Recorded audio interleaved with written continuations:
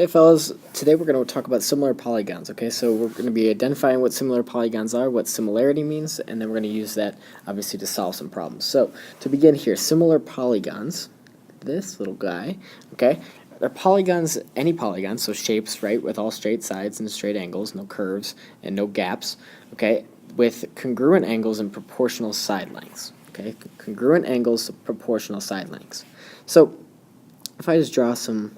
Let's draw some trapezoids here. Okay? And I want to say that these trapezoids are similar to each other. Okay? Let's make this E, F, G, H. Okay? It's supposed to be E, F, G, H. Can't read that. Sorry.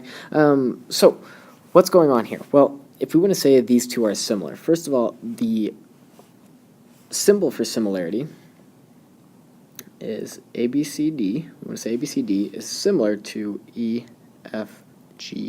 Okay, those two trapezoids are similar. Well, this right there is the symbol for similarity. So it's the top of the congruent thing without the equal sign underneath. Okay, so it looks just like that. Not with the box around, just that little part in the middle. Blue part, that blue part. Okay, so what that means, it means a couple of things. It means that these angles are all the same. Let's say these are right angles. All right, but it's also going to mean that angle B is congruent to angle F, and angle C is congruent to angle G. So you could write all of those out. And the other thing it means is it doesn't mean that AD is equal to EH. Okay, it doesn't mean corresponding sides are equal to each other, although the corresponding angles are equal to each other. Instead, the ratio of their lengths are equal to each other, also called the scale factor.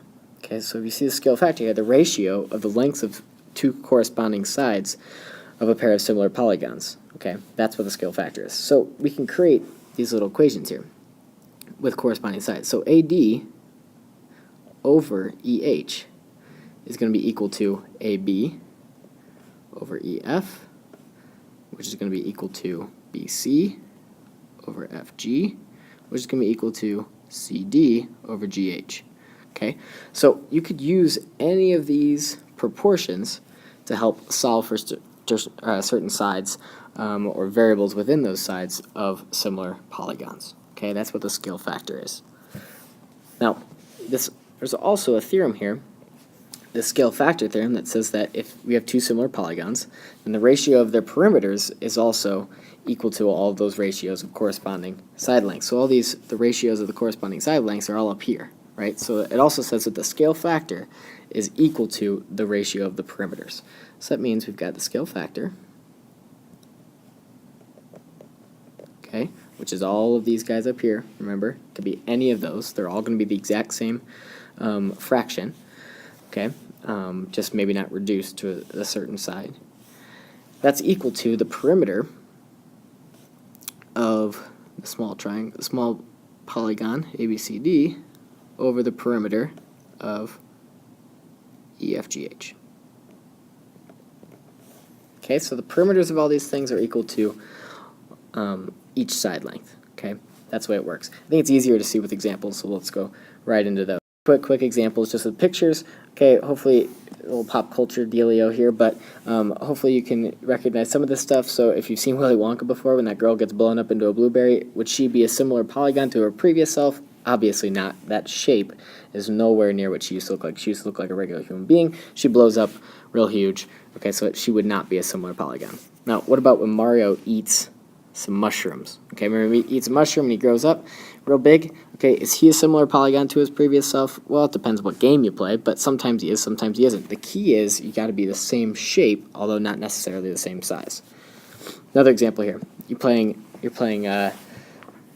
what is this called? Mario Kart, of course, yeah, Mario Kart. So when you get the lightning bolt, you're pretty excited about the lightning bolt, it's the best. So this lightning bolt here, it shrinks the people around you, okay? It shrinks everybody else. So they do say the exact same shape, they just get real baby, really tiny.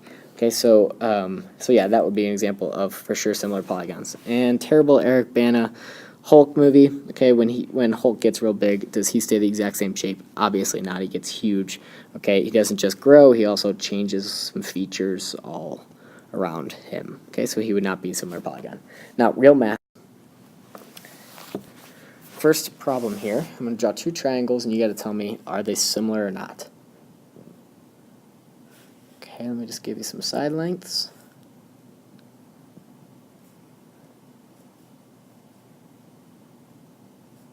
Okay, so they're not obviously drawn to scale, but we want to find out, are these two triangles similar?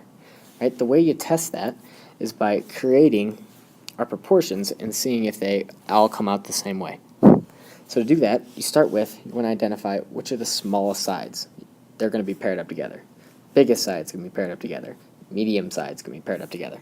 Okay, so we need to create our scale factor. So we have 4 over 10.5 equals 9 over 12 equals 12 over 18. Well, if we reduce all of those as much as we can, they should come out to be the same way if the triangles are similar. So to reduce these, this first one here, when you reduce that, it's actually, you have to multiply both sides by 2 in order to get integers there, or top and bottom by 2, and you're going to get 8 over 21. When you reduce 9 twelfths, that comes down to 3/4. When you reduce 12 eighteenths, that comes down to 2/3. So are all those fractions the same? Obviously not. So that means that these are not similar. Okay? Now this one. We definitely want to work with similar polygons here because we have a photo that's 4 by 6. Okay, 4 by 6. We want to shrink it down to 1.5 inches wide by some length.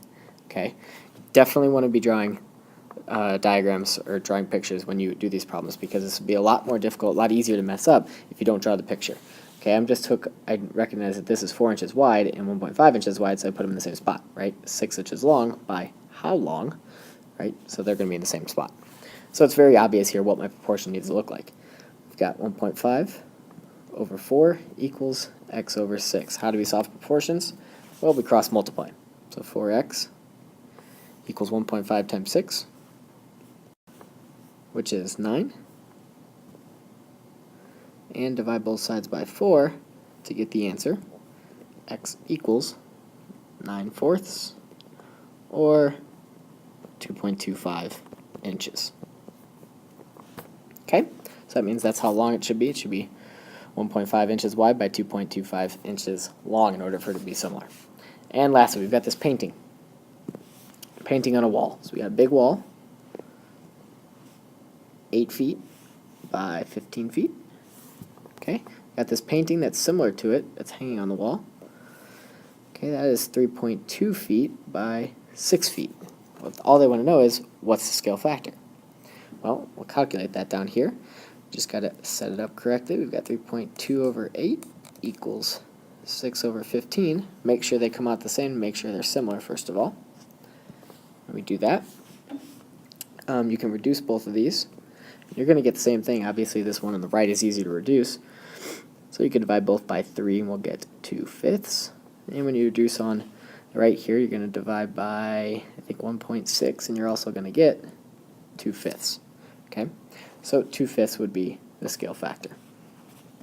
Now, one thing to look at here, I don't know why that's moving, but one thing to look at here is there's two different scale factors, okay? This is the scale factor from the height to the length, right? Or the width to the length, because we've got the little one on top, big one on bottom. If it was the other way around, if they asked for length to height or whatever, it would be 5 over 2. Just one thing to look at. Okay, good luck, guys.